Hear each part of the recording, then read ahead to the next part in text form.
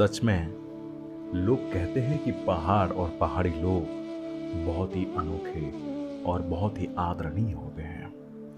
इतना अच्छा अतिथि सत्कार और इतना अच्छा खान पान और हमारे सत्कार मैं पहली बार देख रहा हूँ इस जिंदगी में। इन्हीं रास्तों से, इन्हीं जंगलों और घाटियों वाले रास्तों से हम लोग चलकर जब फाटा से थोड़ी दूर ऊखीमठ और ऊखीमठ से सारी देकर जब तुंगनाथ पहुंच रहे थे, रास्ते में जितने भी गांव आ रहे थे, हर गांव हमको स्वागत कर रहा था।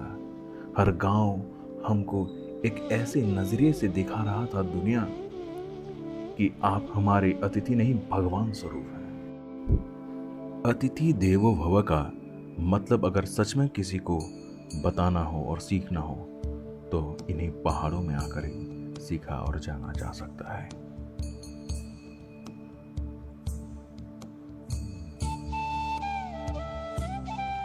तपस्या का दूसरा चरण, तुंगनाथ। क्यों कर रहे हैं हम लोग ये तपस्या? इतना शरीर को तड़पाने का, इतना मन को तड़पाने का और इतनी रास्तों से गुजरने से क्या ही मिल जाएगा हमको? मिलेंगे तो महादेव, मिलेगा वो एक सुकून, मिलेगा वही सुकून के क्षण पल जो तकलीफें झेल कर आ रहे हैं, जो इंसान इन समाजों से, कामों से थका हारा यहाँ तक पहुंचा है, सीखेगा सुकून का वो क्षण।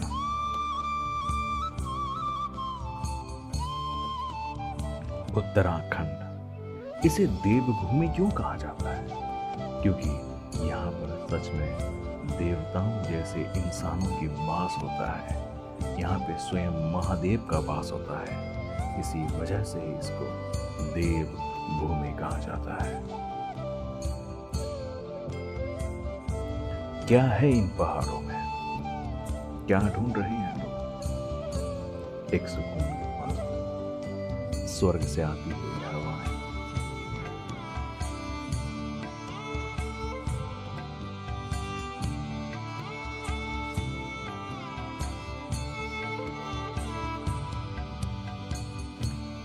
ऐसी ही जंगली घुमावदार रास्तों से हम लोग धीरे धीरे पहुंच रहे थे चोपता की ओर, जिसको आप भूस्वर्ग भी कह सकते हैं। स्वर्ग की परिकल्पना तो हमसे परे है, लेकिन जो आंखों ने देखा, जो कानों ने सुना और हमने जो महसूस किया यहाँ पर, बहुत ही अनोखा था।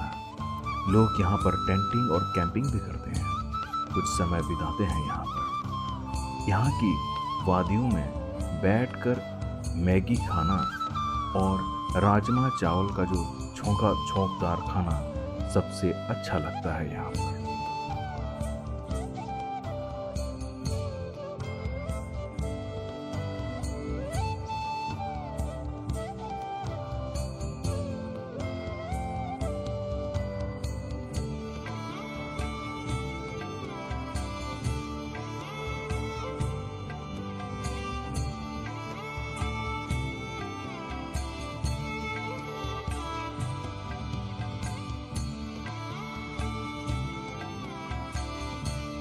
है चोपता में, और जो कि जमीन से 4,500 मीटर ऊंचाई पे खड़ा है।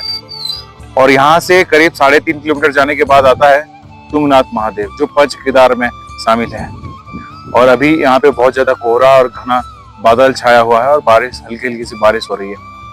तो आगे हम मिलते हैं तुंगनाथ की रास्ते पे और तुंगनाथ महादेव के मंदिर पे।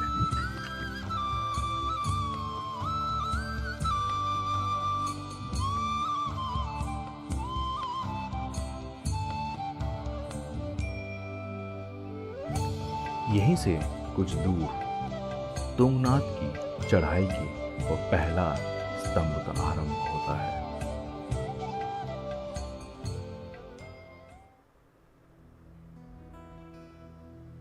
ये वही सीढ़ियां हैं जो तुंगनाथ की शिखर तक ले जाती हैं। न जाने कितने भक्तों ने, कितने देवताओं ने इस सीढ़ी का आदर किया होगा और दर्शन किए होंगे महादेव के।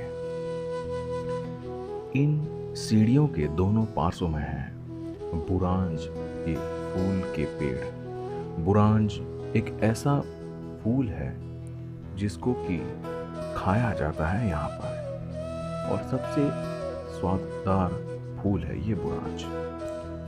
कई लोग अपने बच्चों को लेकर यहाँ पे इन सीढ़ियों में चल रहे थे।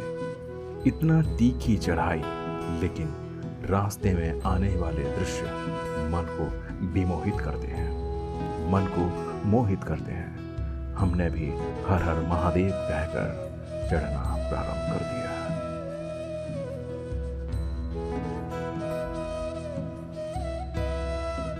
लोग जाते हैं स्विट्जरलैंड, लोग जाते हैं अन्य देश, ताकि ऐसी घनी और सुंदर वादियों को दर्शन कर सके।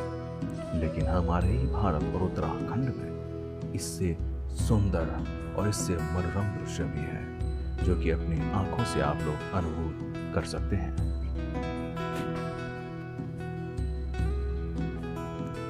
तुंगनाथ। जब पांडव महादेव की खोज में आए थे तो सबसे पहले केदारनाथ पहुंचे, और उसके बाद महादेव को ढूंढते ढूंढते पहुंचे तुंगनाथ। ये दुनिया का सबसे ऊंचा महादेव का मंदिर है, जो कि करीब 4500 मीटर की ऊंचाई पे स्थित है। और इससे ऊपर चंद्रशिला है, जहां पे भगवान स्वयं राम जी ने आके तपस्या किया है। ये वही जगह है जहां पे ब्रह्म हत्या के दोष को मिटाने के लिए भगवान राम ने बहुत सालों तक यहाँ पे तपस्या किया था। तुंगनाथ। तुंग मतलब सबसे तीखी चोटी को तुंग कहा जाता है, और इन तीखी चोटी में बैठते हैं महादेव तुंगनाथ। यही तुंगनाथ इतना ऊंचाई पे है कि आप सीधे हिमालय की सबसे बड़ी बड़ी पर्वत श्रृंखलाओं के भी दर्शन आप कर सकते हैं। तुंगनाथ की ये तुंग रास्ते जो मन को प्रभावित तो करती हैं, वहीं शरीर को बहुत ही ज्यादा थका देती हैं। लेकिन यही तो वो तपस्या है जो हमको महादेव से मिलाने के लिए और भी आतुर और भी सशक्त करता है।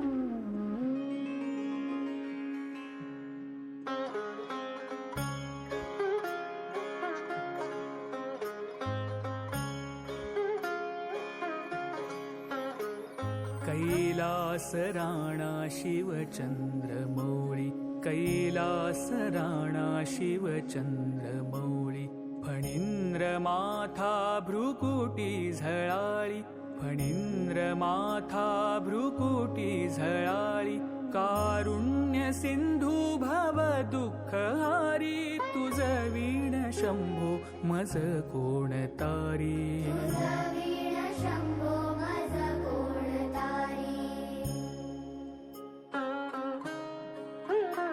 रविंदु दावानल पूर्ण भाळी, स्वतेज नेत्री तिमिरौघ जाळी, ब्रह्मांडधीशा मदनांतकारी तुझ। पूरे 3 किलोमीटर से ज्यादा चल दिया है, सिर्फ 150-250 मीटर बचा है, और वहां पे बैठते हैं हमारे महादेव तुंगनाथ। तो चलते हैं, दर्शन करते हैं भगवान तुंगनाथ की।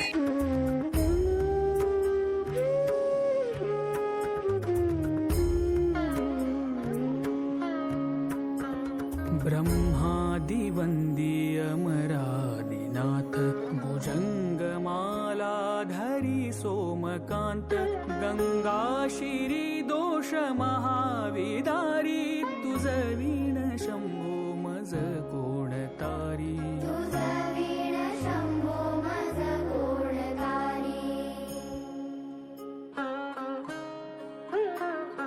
कर्पूर गौरी गिरिजा विराजे, हळाहळे कंठ निळाची साजे, दारिद्र्य दुःखे स्मरणे निवारी, तुझ वीण शंभो मज कोण तारी।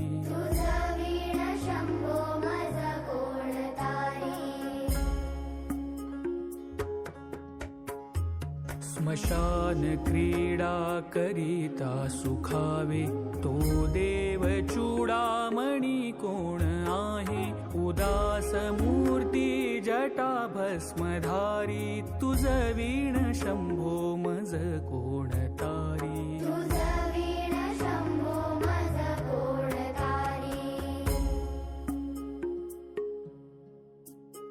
भूतादिनाथ अंतकाचा, तो स्वामी माझा ध्वज शांभवाचा, राजा महेश बहुबाहुधारी, तुझ वीण शंभो मज कोण तारी?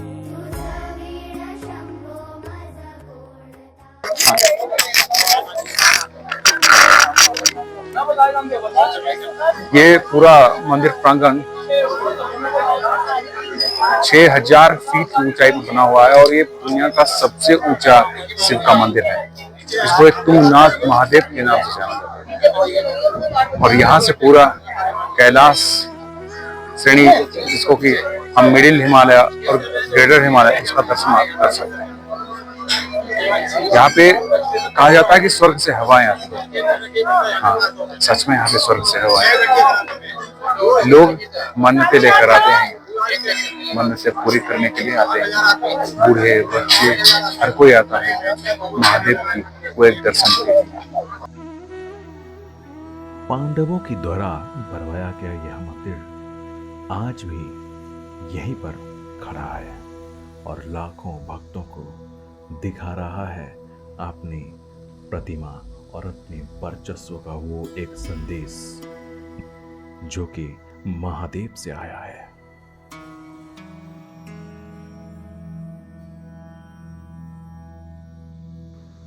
एक था नंदी जो महादेव को रोज फूल, बेल पत्ता इत्यादि समर्पण करता था, दूध खीर से अभिषेक करता था नित्य। और एक और था लकुलेश जो महादेव को पीट पीट के खाना खिलाता था। और एक और था मैं। इतने बड़े बड़े भक्तों में मैं तुच्छ निरर्थक सा एक कृष्णदास पहुंचा था महादेव के पास, एक सूखा हुआ।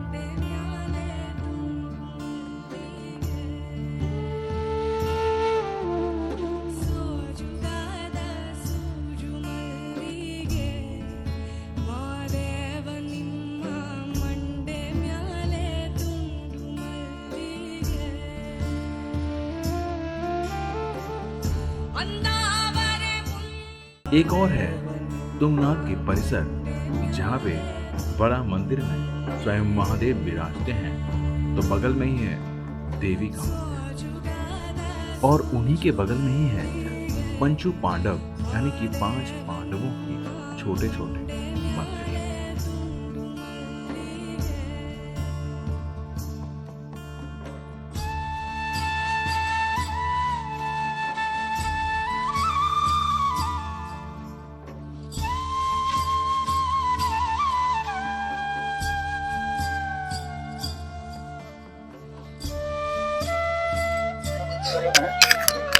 आप लोगों को देख के लग रहा होगा कि सुबह हुआ है या फिर धूप अभी खिला है, लेकिन अभी बज रहे हैं शाम के 6:30। आप लोग देख सकते हैं।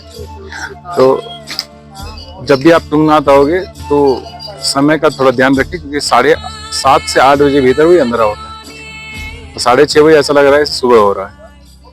ठीक है।